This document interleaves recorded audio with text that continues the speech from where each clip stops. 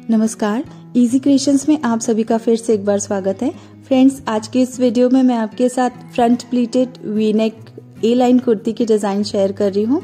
तो सबसे पहले हम बैक पार्ट बना लेते हैं। तो फैब्रिक को एक बार फोल्ड कीजिए और फोल्डेड साइड से सबसे पहले हम शोल्डर का हाफ मेजर करेंगे और उसी पॉइंट से आर्म होल का हाफ मेजर करके इस तरह का एक ब्लॉक बना के कॉर्नर से ½ इंच ऊपर की तरफ एक कर्व बनाएंगे और फिर इस लाइन में बस्ट का 4th भाग लेना है हमको और उसमें 1 इंच ऐड कर देना है। सीम अलाउंसेस के लिए पॉइंट बना लेंगे। 15 इंच नीचे की तरफ वेस्ट मेजर करेंगे। वेस्ट का 4th भाग प्लस 1 इंच। टोटल लेंथ मैं 30 इंच ले रही हूँ यहाँ पे। और यहाँ पे हम एक स्ट्रेट लाइन ड्रॉ कर लेते हैं।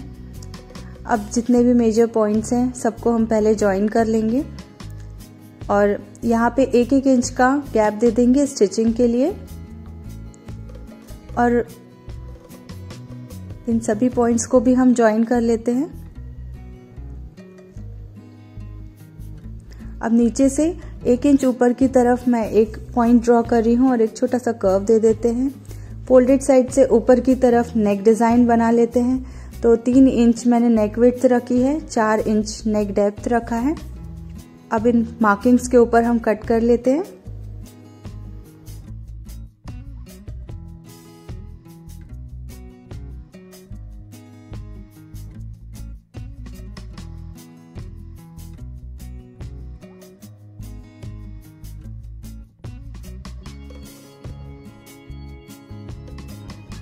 तो इस तरह से हमारा बैक पार्ट बनकर रेडी हो चुका है। फ्रंट पार्ट बनाने के लिए फिर से फैब्रिक को एक बार और फोल्ड करेंगे और फोल्डेड साइड से 2 इंच की दूरी पर एक सीधी लाइन ड्रॉ कर लेंगे और इसी लाइन के ऊपर हमें बैक पार्ट रखना है और इसे ट्रेस कर लीजिए। इसके बाद अब नेक लेंथ ड्रॉ कर लीजिए। 5.5 इंच में बना रही हूँ, आप और डीप भी ले सकते हैं। और अंदर की तरफ 1 इंच और एक्सटेंड करके इस तरह से एक लाइन ड्रॉ कर लीजिए। और फिर नेक विड्थ मैंने 3 इंच ली है। यहाँ पे एक ग्लास शेप दे दीजिए अपनी नेक डिजाइन को। और अब इस लाइन से नीचे की तरफ 2 इंच पर हमें एक और लाइन ड्रॉ करके इसी नेक लाइन को बढ़ा लेना है। ½ इंच अंदर की तरफ फ्रंट आर्म होल बना लीजिए और 1 इंच नीचे शोल्डर स्लोप बना के इन सभी मार्किंग्स पर हम कट कर लेंगे। अब हमारा फ्रंट पार्ट भी बनकर रेडी हो चुका है। अब स्लीव्स कट कर लेते हैं। तो ये मैंने राइट साइड अंदर की तरफ एक फैब्रिक को फोल्ड किया है बीच से, फिर एक बार फोल्ड करके ये जो फोल्डेड साइड है वहां से मैं 3 इंच पर या 2 इंच पर जितना भी आपको फ्रिल चाहिए उतना आप निशान लगा के, तो स्लीव्स की जो रेडी लेंथ है वो 6 इंच है, तो मैं 7.5 इंच पर निशान लगाकर एक सीधी लाइन ड्रॉ कर लेती हूँ। और यहाँ फोल्डेड साइड से मैंने 2 इंच लिया है, आप 3 इंच भी ले सकते हैं। और ऊपर से 3.5 इंच नीचे की तरफ एक पॉइंट बनाकर एक लाइन ड्रॉ कर लीजिए इस तरह से। अब इसी लाइन पर हम 7.5 इंच पर एक मार्किंग करेंगे आर्म होल का आधा लेके और फिर यहाँ से हम एक कर्व बना लेंगे इस तरह से।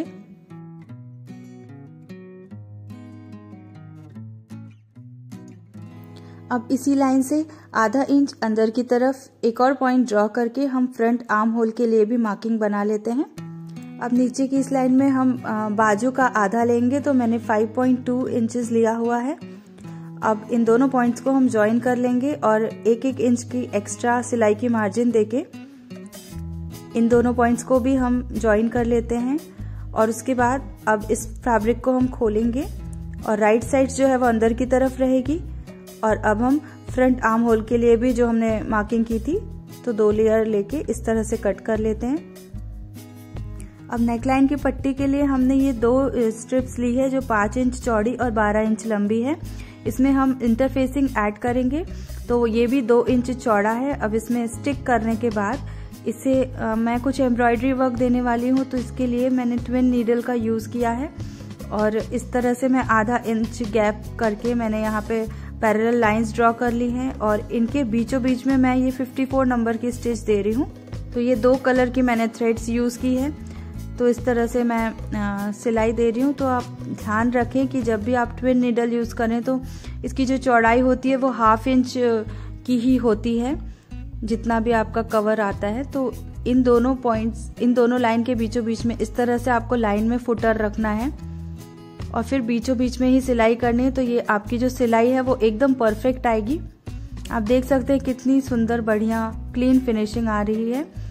इसकी जगह पर आप नॉर्मल एम्ब्रॉयडरी थ्रेड का भी यूज कर सकते हैं, एंकर थ्रेड्स का। चलिए हम बैक पार्ट का नेकलाइन भी बना लेते हैं। तो एक स्ट्रिप लीजिए, उसको बीच से फोल्ड करके इस तरह से पहले सिल लीजिए।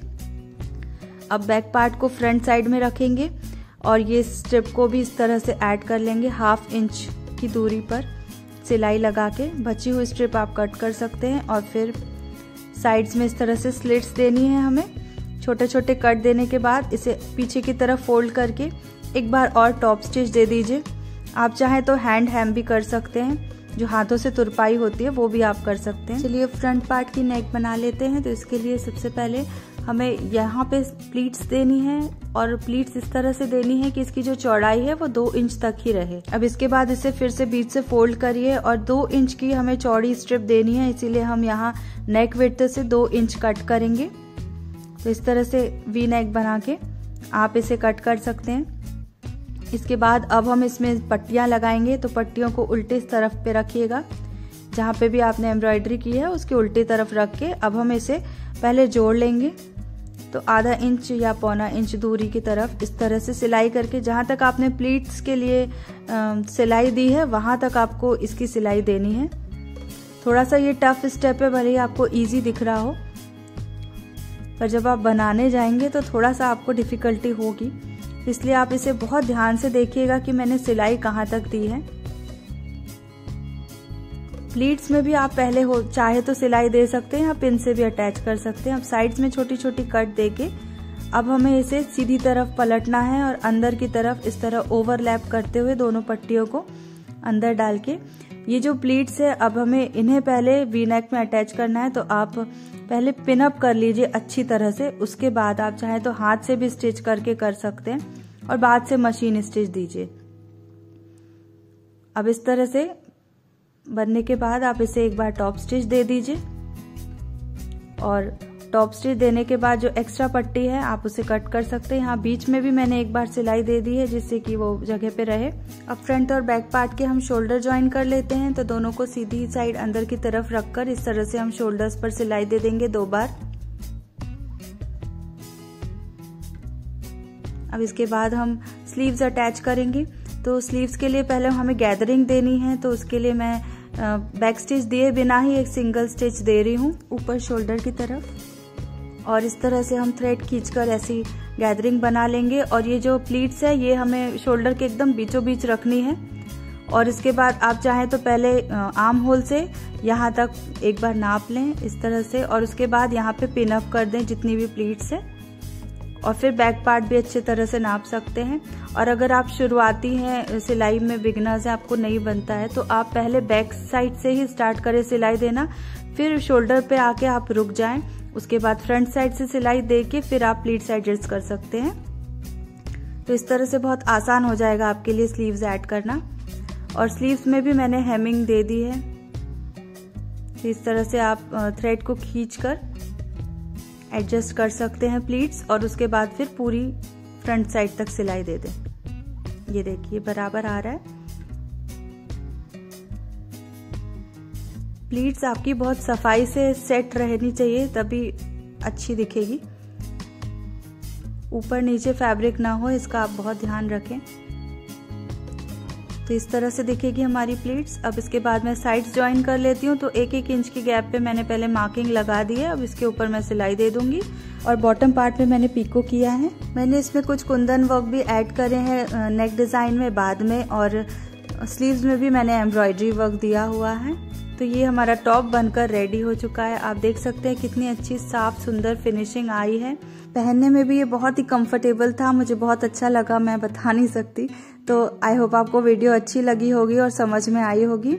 तो वीडियो को लाइक ज़रूर कर दीजिए, अपने फ्रेंड्स के साथ भी ज़रूर शेयर कीजिए और चैनल को सब्सक्राइब करना मत भूलिए। हम फिर मिलेंगे अपनी अगली क्रिएशंस में। वीडियो देखने के लिए बहुत बहुत शुक्रिया।